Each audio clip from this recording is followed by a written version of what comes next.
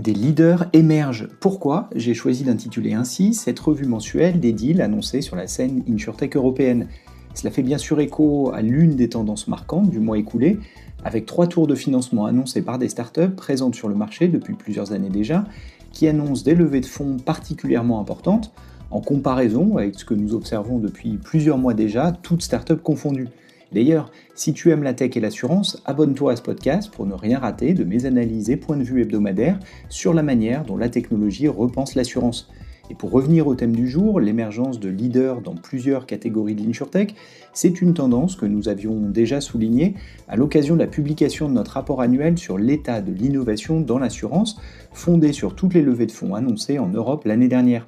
Et en l'occurrence, si la moitié des levées annoncées étaient des premiers tours de financement pour des startups qui se lançaient et apparaissaient sur le marché, par construction, l'autre moitié concernait des startups déjà en place. Et parmi celles-ci, plusieurs startups ont levé des tours importants, disons au-delà de 15-20 millions d'euros, ce qui reste significatif dans l'environnement actuel et par comparaison avec les acteurs similaires. Et en regardant ces levées importantes, il apparaissait que plusieurs catégories étaient représentées. L'assurance chien-chat, TPE-PME, cyber, l'assurance embarquée, vélo ou encore les acteurs full stack, c'est-à-dire les startups qui sont des assureurs à part entière.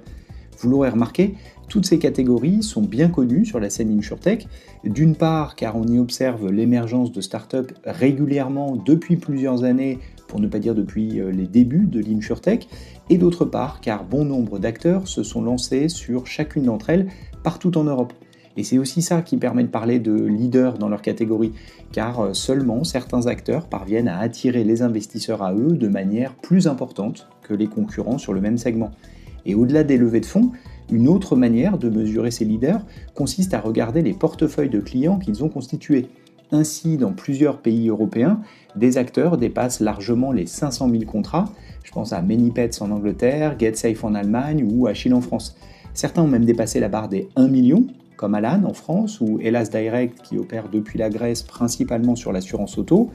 Un acteur, Clark en Allemagne, revendique même plus de 2 millions de clients servis. Ces chiffres commencent à être significatifs, il me semble, surtout quand on se souvient que la plupart de ces acteurs n'existaient pas il y a 5 à 10 ans. Ce qui permet d'ailleurs de souligner la nécessité de bien comparer les flux de nouveaux clients entre les acteurs historiques et les acteurs de la Startup Nation.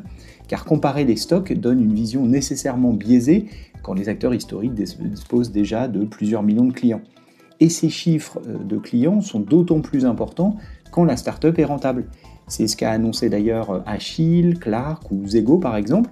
Ainsi, elles sont logiquement sur le marché pour durer encore longtemps et continuer à croître, même si le défi pour tout le marché des startups, et pas uniquement pour ces acteurs en particulier, c'est la croissance rentable. Je vous propose maintenant de revenir comme chaque mois sur la dynamique d'investissement à l'œuvre sur la scène InsurTech européenne. Et le mois de mars a été à nouveau très actif. En effet, ce sont 6 deals qui ont été rendus publics ces dernières semaines, en ligne avec le mois précédent et plutôt dans la fourchette haute ces dernières années. À l'issue du premier trimestre, on est donc à plus 25% de deals annoncés comparé à la même période l'année dernière. Mais c'est surtout du côté des montants investis qu'il faut regarder pour constater cette forte dynamique. En effet, 148 millions d'euros ont été levés par les startups qui innovent dans l'assurance en Europe. Ce chiffre est identique au mois précédent qui, et vous en souvenez peut-être, était l'un des plus élevés dans un passé récent. Alors bien sûr, il ne faut pas oublier qu'un seul deal attire à lui tout seul 100 millions d'euros, mais cela fait partie des aléas, entre guillemets, de ce KPI que constituent les montants investis. Ils sont par définition dépendants de tel ou tel acteur mature à même de mener une levée de fonds à 9 chiffres. Mais derrière, un autre deal dépasse les 20 millions d'euros levés, ce qui reste important dans le marché actuel. Et sur le premier trimestre 2026, c'est plus de 300 millions d'euros qui ont été investis dans l'InsurTech européenne, autant que sur le premier semestre de l'année dernière. Et il faut revenir à 2022 pour retrouver un premier trimestre aussi important du point de vue des montants levés. Soulignons aussi, et une nouvelle fois, la bonne dynamique du reste de l'Europe, c'est-à-dire en dehors des 3 gros écosystèmes européens que sont la France, l'Angleterre et l'Allemagne. En effet, la moitié des deals du mois de mars ont été annoncés dans ces géographies qui représentent au total 40% de tous les deals depuis le début de l'année, confirmant une nouvelle fois qu'il est clé de regarder au-delà de son propre marché domestique où que l'on se situe.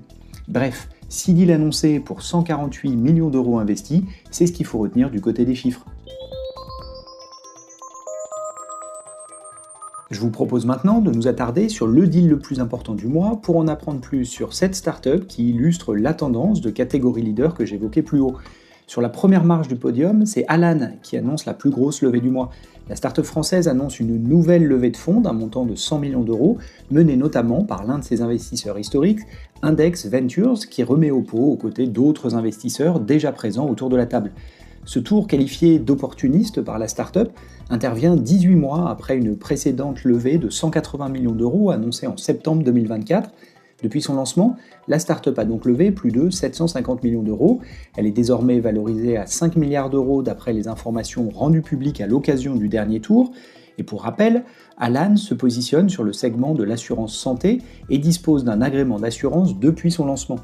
La startup est donc dans la catégorie des full stack, et depuis son lancement, elle cible aussi bien les TPE-PME que les grands groupes et a récemment remporté plusieurs appels d'offres pour couvrir les opérateurs de certains ministères en France.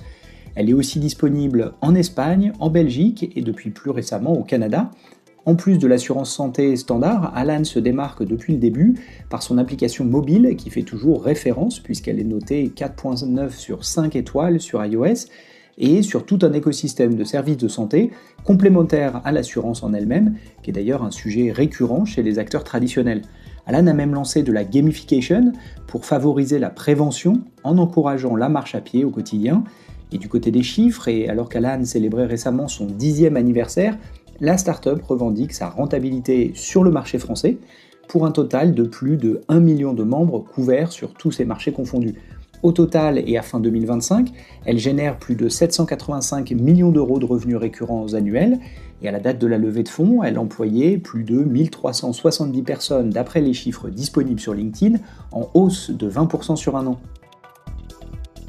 Et pour aller plus loin, je vous propose de réécouter un précédent épisode du podcast dans lequel je revenais sur l'annonce par Alan, justement, du lancement de son initiative de gamification de la santé via un grand concours fondé sur les pas mesurés au quotidien.